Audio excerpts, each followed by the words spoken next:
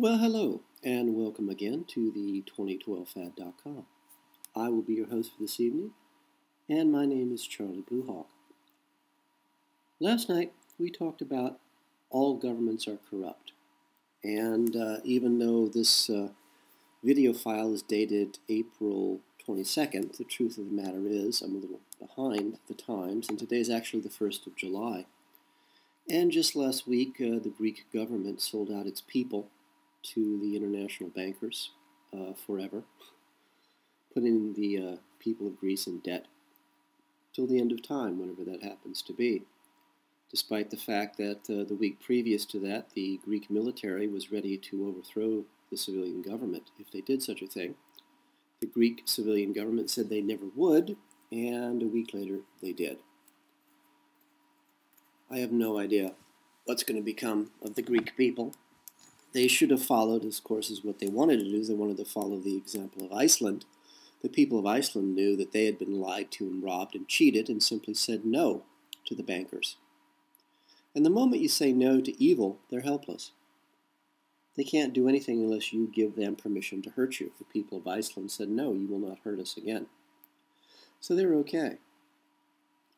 Another European country that's standing up against a corrupt government are the people of the Czech Republic. The Czech government currently has a 90% disapproval rate, and the people have actually stood up, closed down the country the other day for a whole day, and will continue to do that because the people are organized, because they still have unions. Unions are the things that you and I in the United States voted out of existence because we decided that we loved our masters and we trusted them. How stupid can you be? But I've lived in a dozen different countries so far around the world, and what I notice about corrupt governments is I'm not so much worried about corrupt governments anymore. I'm more concerned about how corrupt are the people. Because if a government can corrupt the people like they've done in the United States and beyond madness in New Zealand, it's a place you just don't want to live. You can live with a corrupt government. You cannot live with a population, with a people who have capitulated to the concepts of our master, which is hatred and cruelty, viciousness, and fear. So look at the people, not the government. Along those lines, I thought we might chat about there are no survivors. And I think it's important that you understand what our masters are willing to do to us, simply because they consider us to be garbage cattle. The CIA, mindless, brutish thugs, low-life scum of the earth, the NSA, controls them, and they're all owned by the Rockefeller family. The CIA came into existence at about the time I was born, 1958.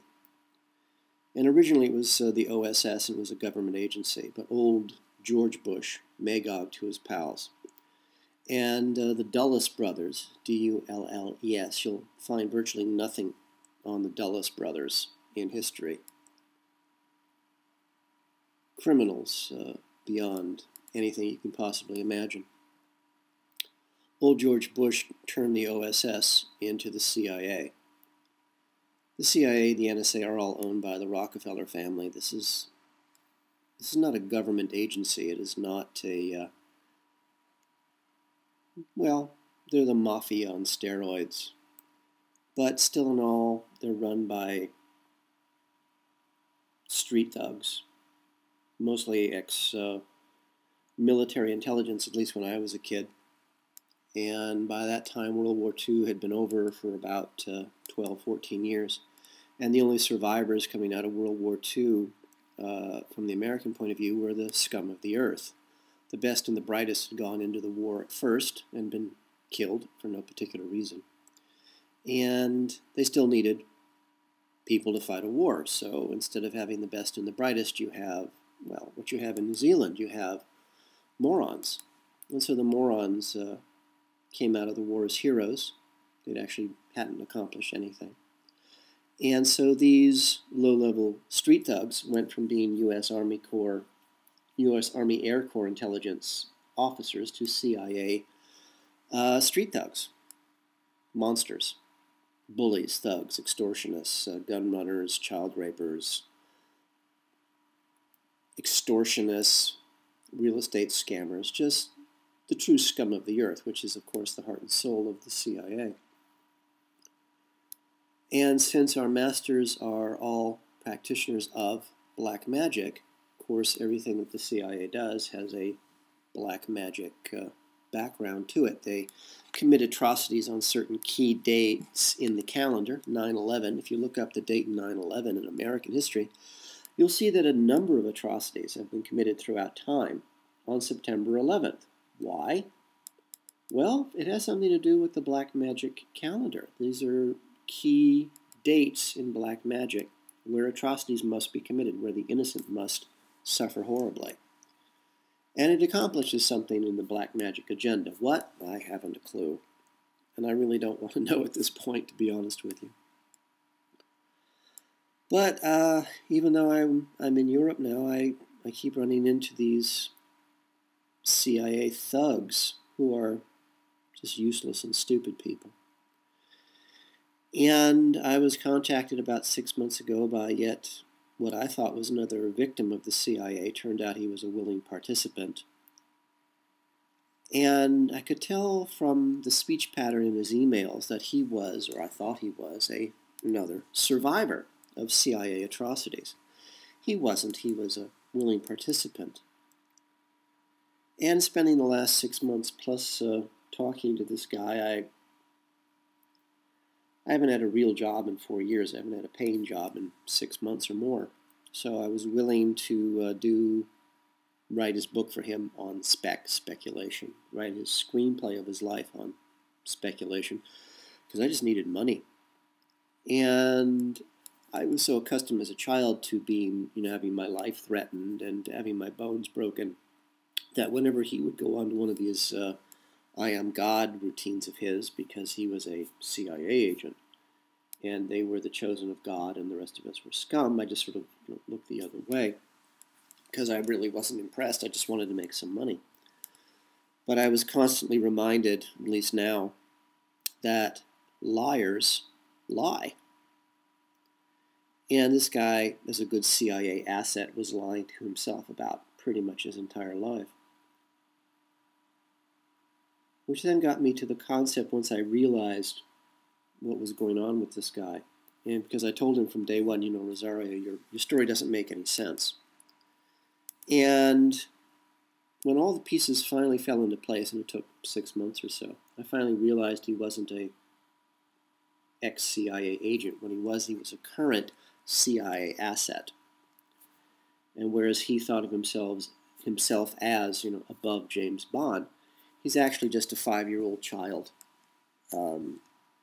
playing at being a grown man. And then I realized the other thing that I've never wanted to face. There are no survivors.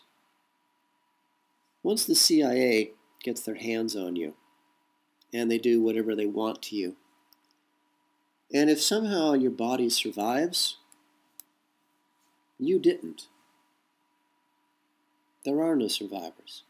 The project I was involved with before I was even born was a project of the CIA based in black magic, where they wanted psychic super soldiers. They wanted killing machines who can read people's minds, move objects, all that nonsense. And in black magic ritual, everything is based on horror and suffering and fear and blood. I don't understand the medical aspects of it, and I understand way too much of the black magic methodology, but part of this process, at least in the experiment that I was a part of, which they have, by the way, refined. I've met second and third generation survivors, quote unquote, of the same types of experiments.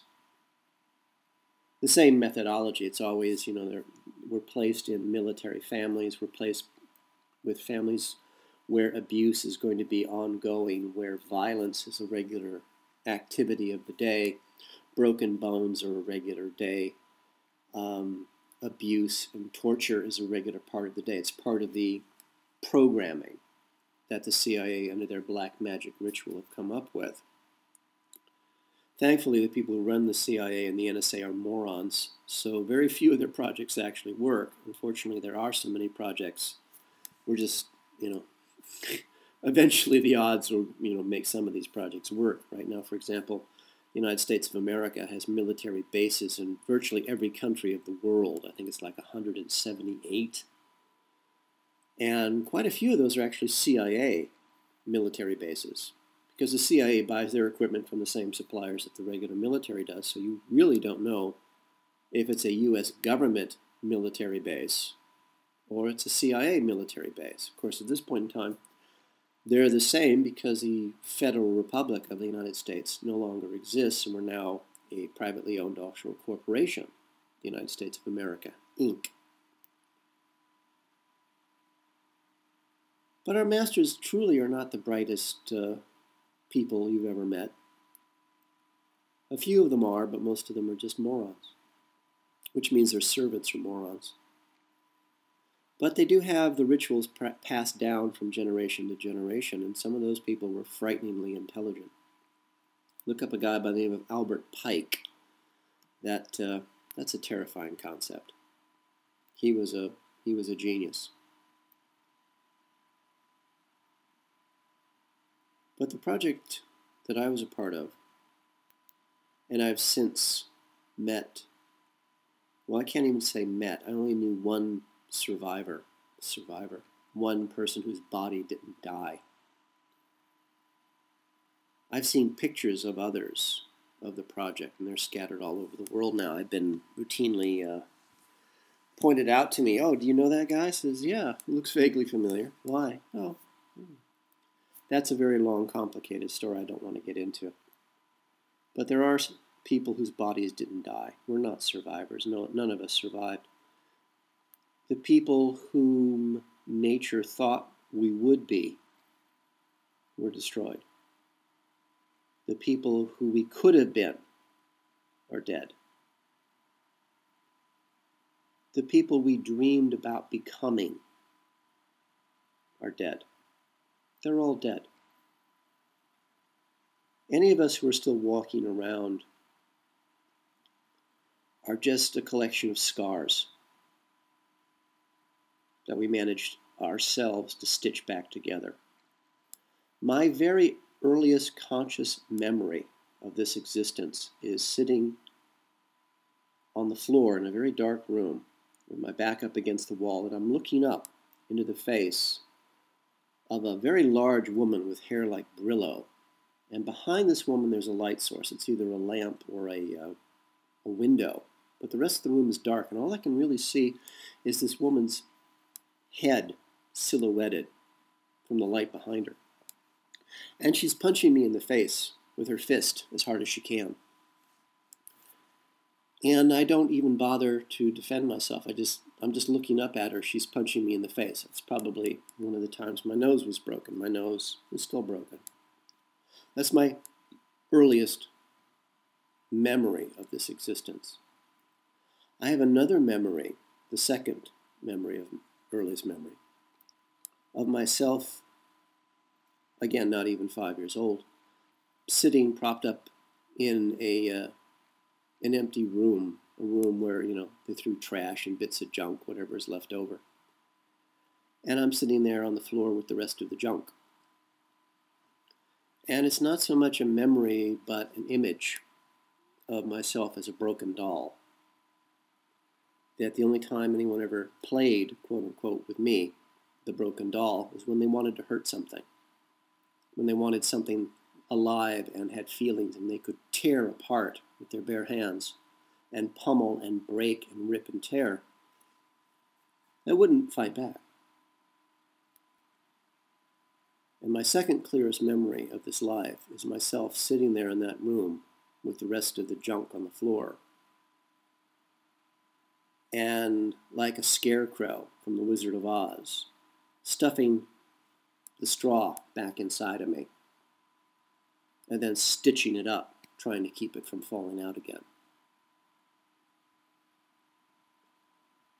That's what the CIA did to me. To a lot of people. And I've met a lot of people. In Los Angeles, it's sort of a, in Southern California, I guess, it's sort of a, it's one of their major testing grounds, I would imagine. I'm hoping that's what it is. I'd hate to think that they're doing this at that scale, at that level, with that number of people throughout the United States. That's a thought that stops me cold. But there are no survivors. We're just a collection of scars that we've knitted together ourselves. We're a bunch of broken dolls that after being torn to pieces, we lie with the rest of the garbage on the floor and try to stitch ourselves back together. This is what we are to our masters. You need to know that. Part of the black magic ritual that created me and a number of different people, at least a dozen that I know of, involved being a fetus inside of a woman's womb. And always we had to be the second fetus. I don't understand the medical procedure that they did back then. But we were always the second child. So there were two fetuses in this woman's womb. And in order, under black magic ritual, to make the second fetus, which would have been me, psychic, the first fetus has to be ritually sacrificed while in the woman's womb. Because in black magic, hate, horror, fear, terror, and blood are required. So the first fetus, in this particular case, was a female, a girl. Under black magic ritual, a device was put into the woman's womb, and this first fetus, this child, this little girl, was butchered alive.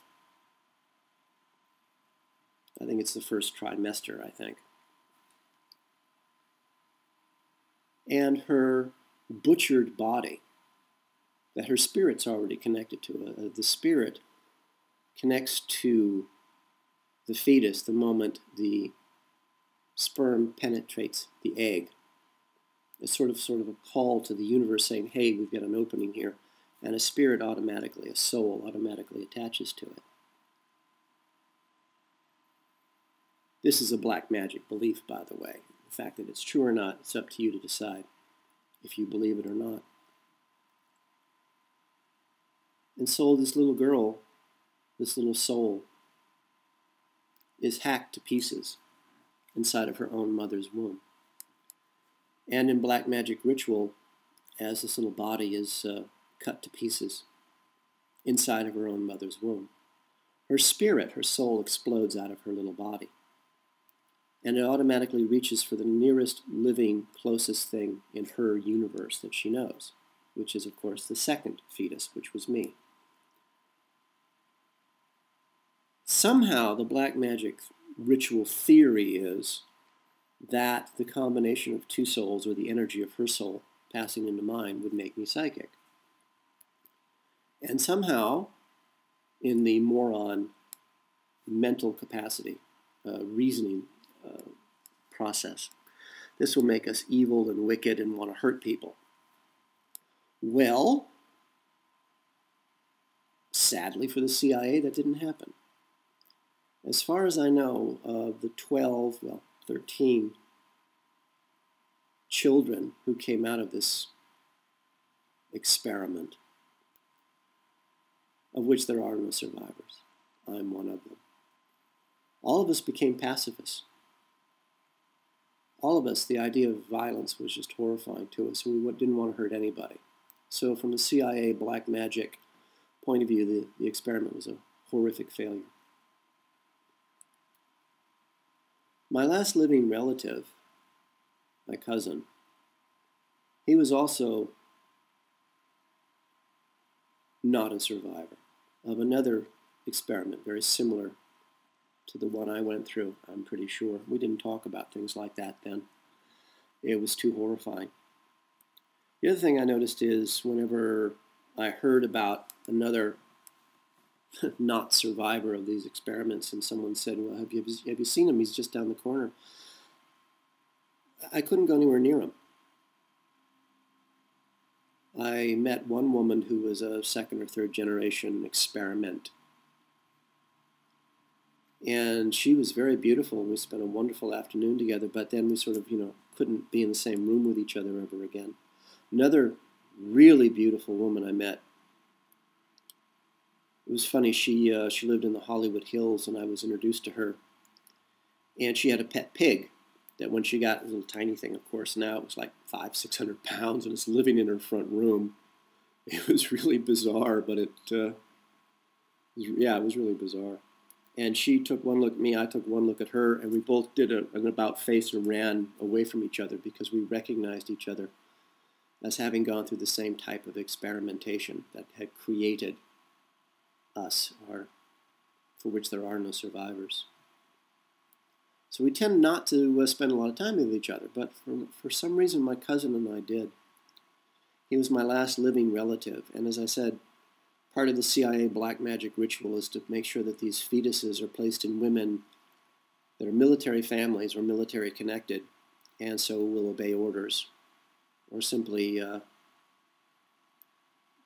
sycophants and bootlickers and ass kissers and things that simply want to be considered important.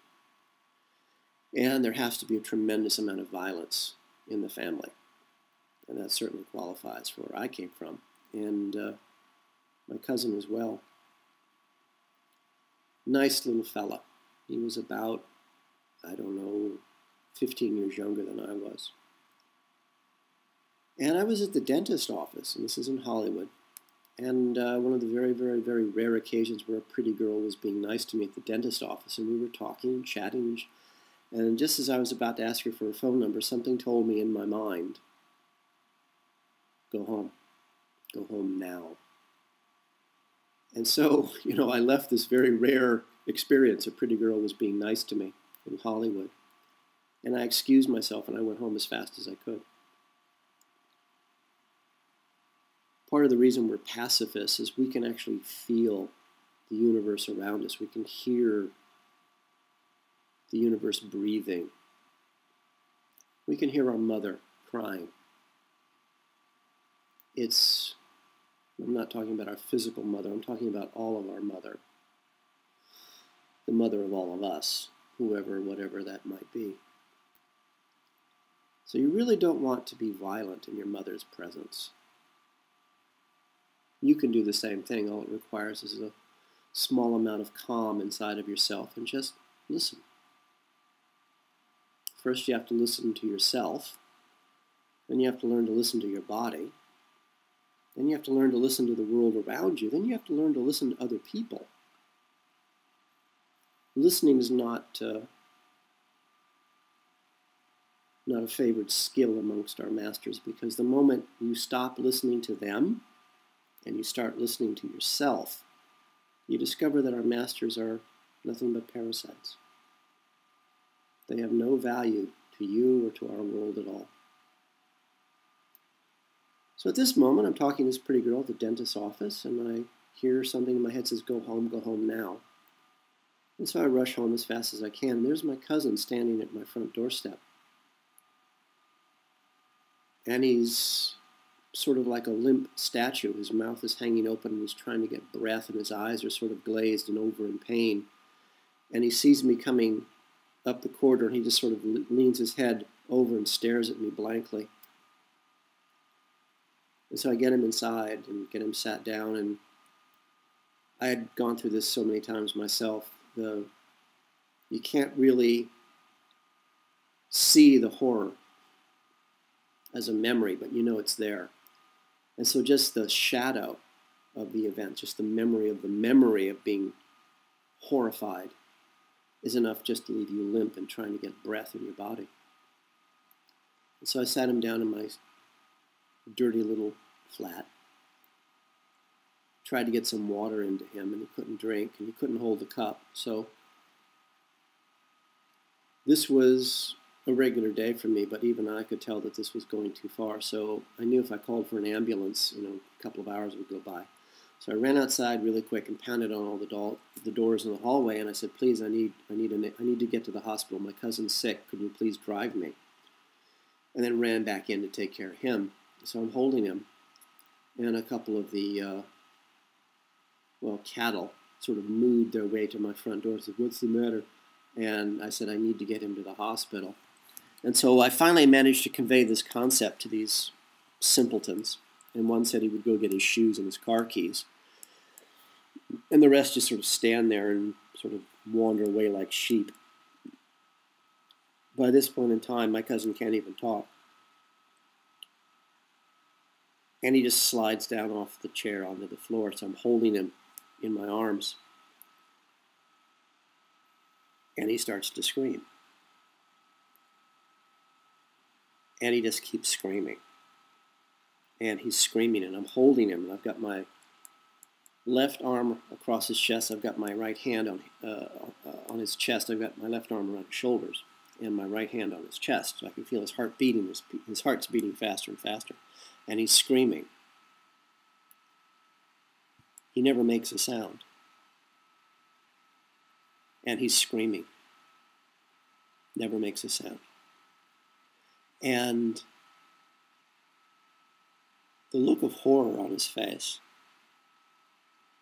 He's not having memories of horror. He's actually, as far as I could tell, actually seeing the true event as it actually happened to him. It's no longer a shadow. It's no longer a Disney cartoon caricature of horror. It's the real horror. And he just keeps screaming. And so he doesn't make a sound. But the look on his face, I'll never forget. And so I start to scream. I scream for my neighbors. I don't scream for an ambulance. I don't scream, "Get us to the hospital." I scream, "Get me a gun. Somebody get me a gun." Because I was going to shoot my cousin in the head. Just to put him out of his misery, just so the pain would stop. Thankfully, they were cattle, so none of them brought me a gun. And he's sitting there on the floor, and I'm holding him up, and I'm crying. Like I said, my left arm was around his shoulders, and my right hand was on his chest. And he's screaming, because he's remembering everything. I hope to God not, but from the look on his face, he must be. And finally, the idiot with the shoes and the car keys walks in and says, "I'm ready to go." And I can feel with my right hand over his chest that his heart stops beating. And I just sort of say out loud, "Never mind." And so I'm sitting there on the floor of my dirty little apartment, just off Ventura Boulevard, holding my cousin in my arms, and he's dead. And his eyes are still open, and his mouth is still wide open, and he's still screaming. And so I sort of lay him down, finally, on his back. And his eyes are still open, and his mouth is still open, and he's still screaming. The look of horror on his face. He was remembering everything. And so I went, got my favorite jacket, tucked it up over him. And at the time I was thinking, well, I'll just wait, I'll get some sleep. And then I'll carry him up into the hills, and I'll bury him under a tree, and then I'll go over to the store, get some flowers, and plant flowers on his grave. He'd like that. And finally, at some point, the ambulance did show up, and they took him away.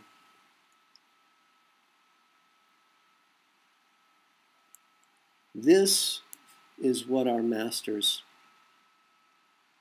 are willing to do to us. They were doing it then. They're still doing it now. This is who and what our masters are. Wherever they go, there are no survivors. It's really up to you. Me, I would say arrest them, put them on trial, get all of our money back from them. Don't hurt them. Just lock them up. Put them in prison. Lock the doors. Weld the doors shut. Give them food, give them water. Other than that, just leave them alone. The masters, the mandarins servants, and the slaves of the servants, just collect them all. You and I have been on this world for 2.5 billion years. It's time for this to end. It's time for this to stop. Or there will be no survivors anywhere on this earth. And when the last of our masters and their servants have died of old age, we didn't kill any of them, we didn't harm physically any of them. All we did was try them for their crimes, put them in prison, lock them up, and left them alone. And we did the two worst things possible we could to them. One, we told them we don't need them. Two, we left them alone. We left them alone with each other. So they had no one to feed on except each other. And when the last of them has died, concrete. Build a huge pyramid, one you can see from space. And on that pyramid, plaques in every language known that tells exactly the same story. Who these creatures were, what they did to us, and what the final outcome was. We drove them off our world, and they'll never return. And they'll never return because we will never forget. It's up to you. An ancient Irish blessing. An ancient Celtic dream for a friend or a beloved stranger. I give to you. May you live as long as you wish. May you love as long as you live. For the 2012fad.com, this is Charlie Bluehawk.